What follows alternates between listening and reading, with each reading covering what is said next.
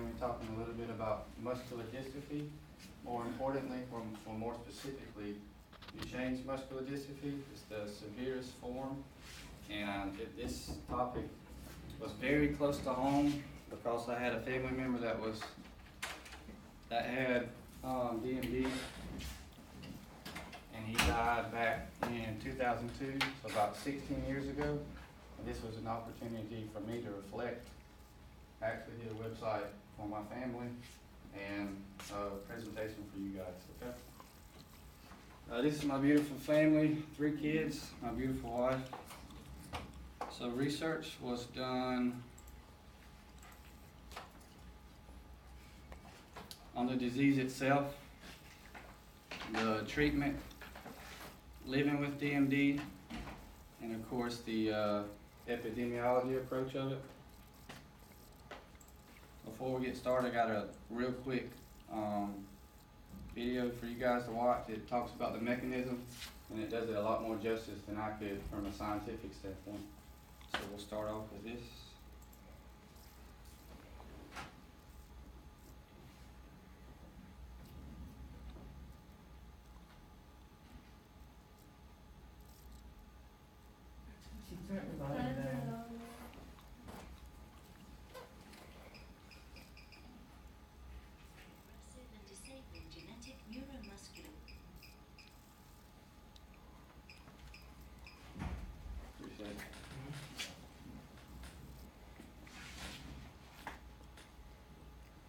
Duchenne muscular dystrophy, or DMD, is a progressive and disabling genetic neuromuscular disease which affects approximately 1 in every 3,500 to 5,000 newborn boys.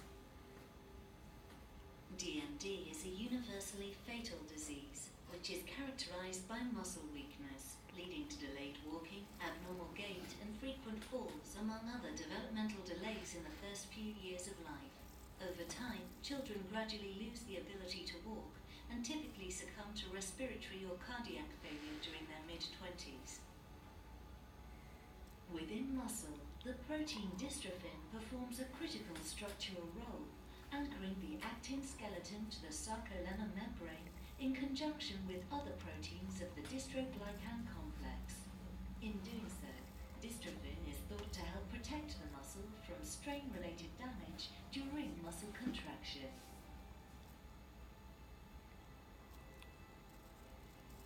DMD can be caused by a variety of mutations to the dystrophin gene, which is found on the X chromosome. Such mutations can lead to a lack of dystrophin, which results in muscle damage, degeneration, and loss. The dystrophin gene is one of the longest human genes, spanning approximately 2.5 million bases. It is comprised of 79 different protein-coding segments, termed exons, which are interspersed amongst introns. To generate the dystrophin protein, the cell must first transcribe the entire length of the dystrophin gene into pre-mRNA. Within the cell, specialized cellular machinery known as the spliceosome binds specific sequences on the pre-mRNA and removes the introns to produce the mature mRNA. The dystrophin mRNA is translated by the ribosome using a reading frame that reads the mRNA 3 nucleotides at a time. Each 3 nucleotide sequence is called a codon, and each codon is translated into 1 amino acid. Amino acids are attached to the growing protein. Incorporation of the correct sequence of amino acids is essential to creating a properly folded functional protein. Most commonly, DMD is caused by frameshift mutations due to deletions of 1 or more exons from the dystrophin gene. In these cases, the exons following the deletion are misaligned or out of frame, preventing translation of a functional dystrophin protein. Such frameshift mutations result in production of little or no functional dystrophin protein. Lack of dystrophin leads to a cycle of muscle cell degeneration, inflammation, and fibrosis that is characterized by loss of muscle mass and muscle wasting.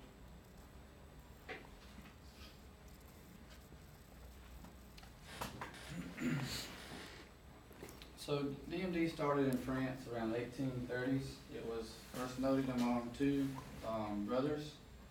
They had some muscle abnormalities and they weren't quite sure what it was. This is an X-linked disorder. So that means it's actually passed down from the mothers to the kids. This is a genetic disorder. And it actually occurs, that mutation occurs on the XP21 gene. As you see here, so the woman has the mutated gene, and if she has a son, he's 50-50, he has a 50-50 chance of getting that X chromosome and having DMD. And if she has a daughter, she has a 50-50 chance of being either a carrier or being normal.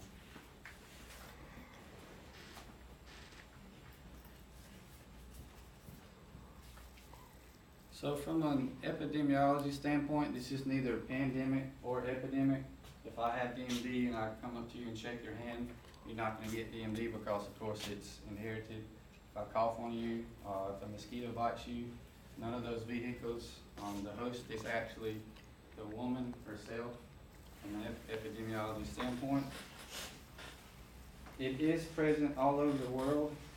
Presumably as of 1836, so if it was found in, that means that the women were carriers then, so presumably it was all over the world at that time. It does occur with all races, and the stats show it affecting about 1 in 3,500 boys, and that's about 400 to 600 births annually.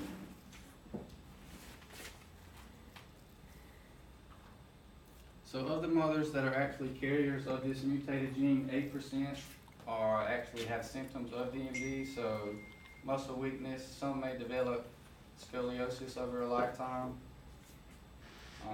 The disease itself causes chronic muscle degeneration in all patients, and the prognosis is actually early death from the side effects of DMD. So in 1836 it was found, and the doctors of that time knew it wasn't communicable, so it wasn't fatal right off. So the money was spent on research and preventative care.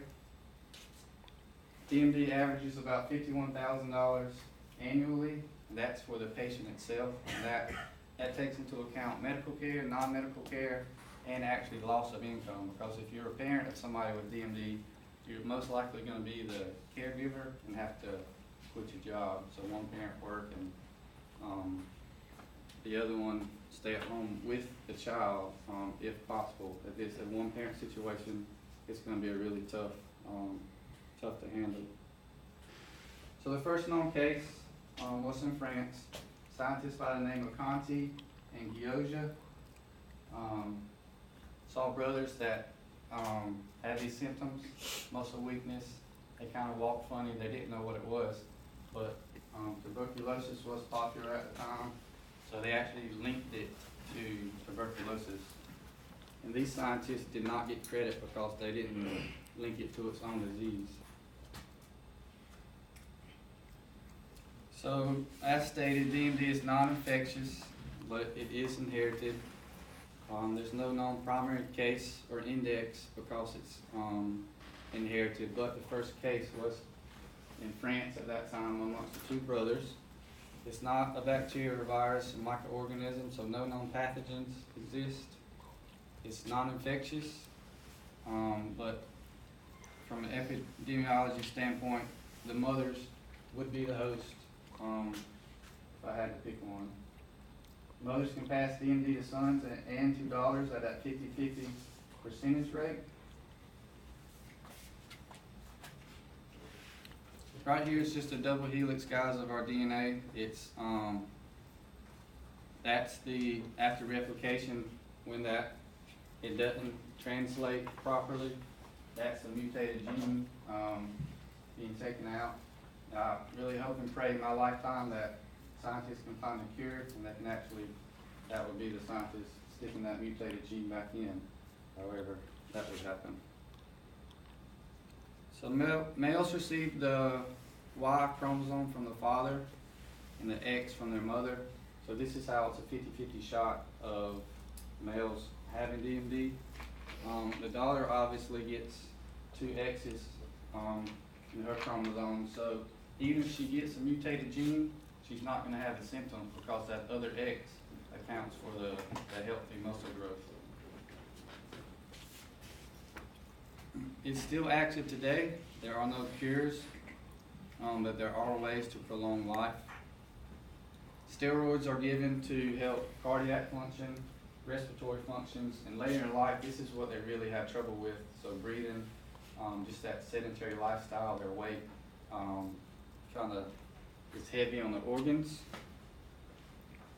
Some of the symptoms early on in life, there's no symptoms till about the age of 2, so parents actually think they're normal children. And then from 2 to 5, you start seeing muscle weakness, atrophy. You start seeing their walk. They're unable to lift their front foot like we do normally. It starts in the lower legs, and as they get older, it moves to their upper body and extremities. And their muscles don't restore like ours because they're compromised.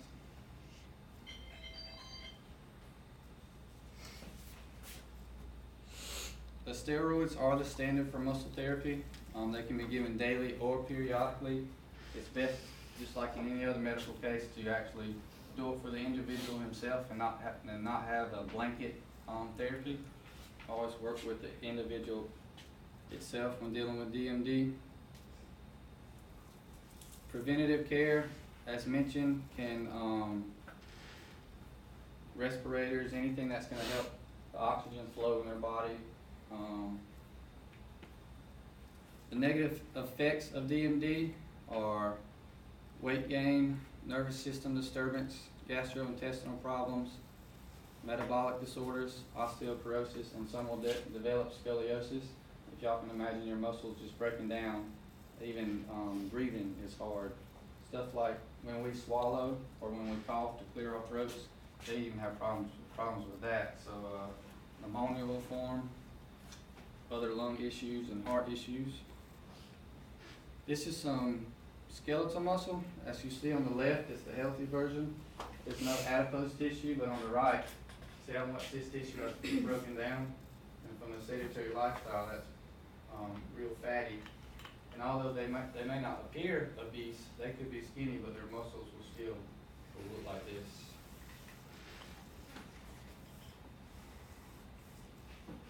From early on, the diagnosis can be hard to handle for parents. As their independent motor skills decrease, they're going to be dependent on a caregiver because they can't do anything. It's going to move from their hips, pelvis, and legs up to their upper body. And as they get older, at some point, they're going to need that mechanical assistance. So a wheelchair, scooter, anything to help them get around. Parents have a real hard time at this. 24/7 burdens from just taking care of them.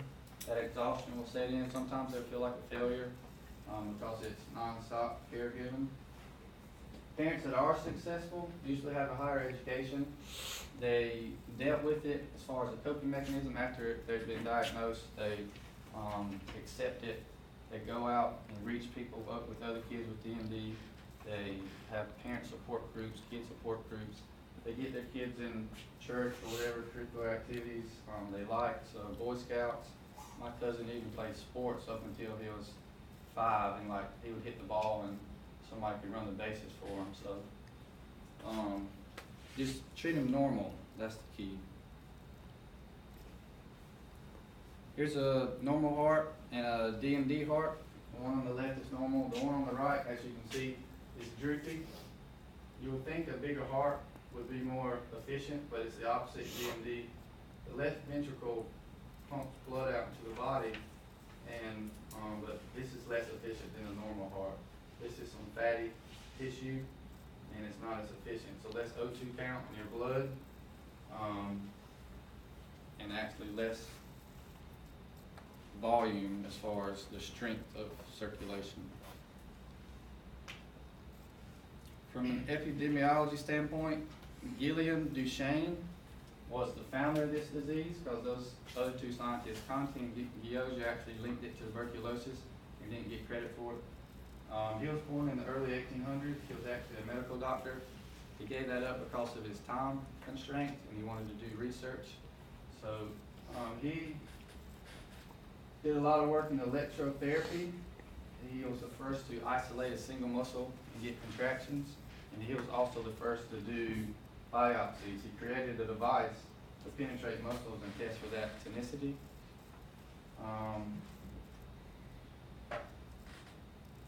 So Gilliam Duchesne was the founder of DMD. If you guys want to write down this website, you're welcome to. My cousin was an outstanding Christian. He had an outstanding faith. He never complained about his disease. He had great character. He was a pretty outstanding individual. So this website was created for my family, but you guys are welcome to see it, view the testimonies, view the some of his character, and thank you for your time.